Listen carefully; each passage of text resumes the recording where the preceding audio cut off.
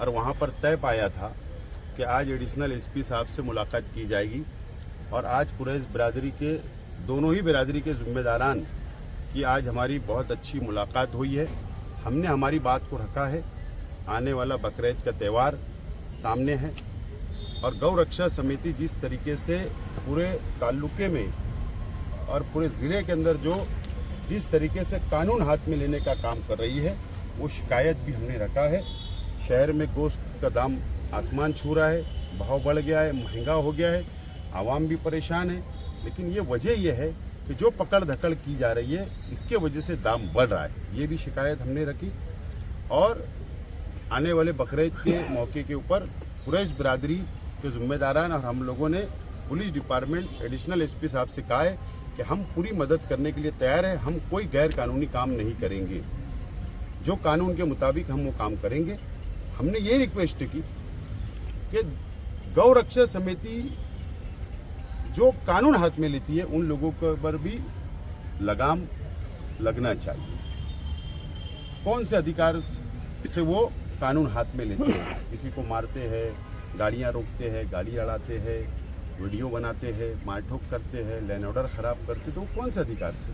तो उन्होंने कहा है कि कानून सबके लिए बराबर होगा और हमने ये कहा है कि पुलिस डिपार्टमेंट आने वाली बकरीद और शहर का अमन अमान कैसे कायम रहे, उसके लिए एक गाइडलाइन जारी करेंगे। हमने रिक्वेस्ट की है, तो एडिशनल एसपी साहब ने कहा है कि चंद दिनों के अंदर हम लोग इसके ऊपर ज़रूर एक गाइडलाइन बनाने की कोशिश करेंगे और ज़रूरत पड़ने पर दोनों बिरादरी के ज़िम्मेदारों को वापस बुलाएंगे और एक मीटिंग लेकर मामले को हल करेंगे। कॉरपोरेशन की भी शिकायत बिरादरी के ज़िम्मेदारान ने की।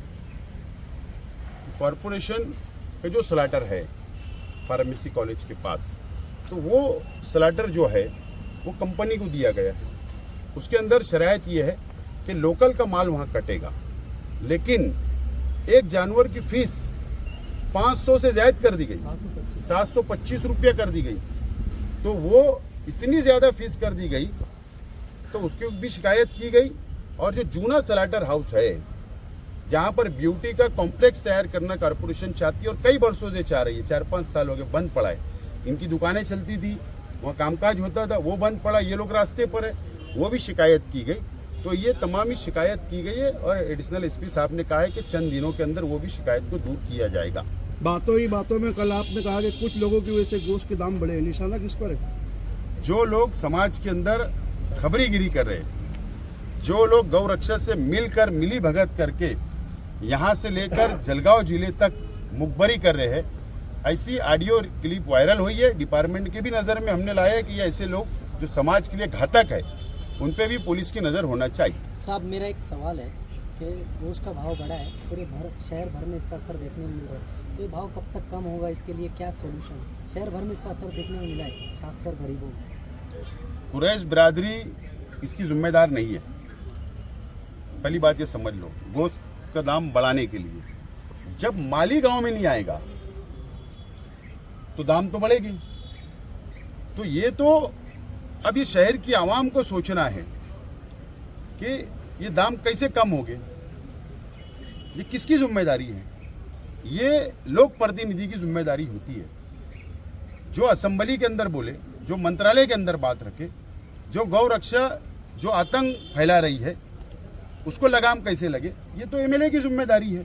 लेकिन एमएलए तो खामोश है। लेकिन ठीक है, ऐसा है कि हम लोग एक कार्यकर्ता है, समाज से जुड़े हुए हैं, ज़मीन से जुड़े हुए, हमको हमारी जिम्मेदारी का एहसास है, इसके लिए हम लोग आकर आज बात को रखा। गैर कुरैशी समाज के लोग भी कुछ जानवर का धंधा करते हैं, तो रोजगार है ना, तो वो भी करेगी। तो जो प्रॉब्लम आ रहा है तो इसमें डिस्टर्ब हो रहा है क्या? 48 लाइसेंस धारक जो कॉरपोरेशन के है और जो मार्केट कमेटी के अंदर जो लाइसेंस वाले हैं, वो लोग कानून के मुताबिक धंधा करते हैं। लेकिन गैर कानूनी तौर पर अगर गैर कुरैशी कोई धंधा करता है और उसका कोई हादसा हो जाता है, उसके वजह से लैंड ऑर्डर बिगड़ता है, तो बदनामी कुरैशी को टारगेट किया जाता है। कमालपुरा, मोमिनपुरा, मोती तालाब, कुरैश मोहल्ला, यहाँ टारगेट किया जाता है। लेकिन डिपार्टमेंट को हमने यही बताया कि गैर कुरैशी भी धंधे में आ गए हैं, तो उन ताल्लुक से भी पुलिस ने नज़र रखना, लेकिन बदनाम कुरैश बिरादरी किया जाता है, ये बंद होना चाहिए। ठीक है।